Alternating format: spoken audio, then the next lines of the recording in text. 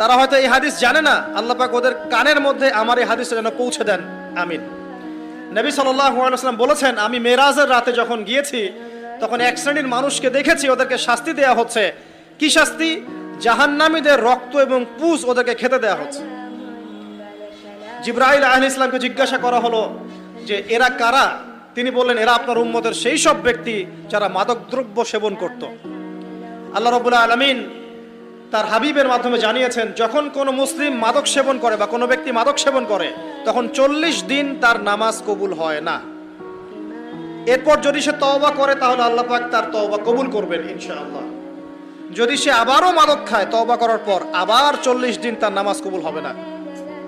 যদি সে আবার তওবা করে আল্লাহ পাক আবার তাকে মাফ করে দিবেন। যদি সে আবারও মাদক খায় আবার 40 দিন তার নামাজ কবুল হবে না। তারপর যদি আবার তওবা করে আবার আল্লাহ তাকে মাফ করে দিবেন। এর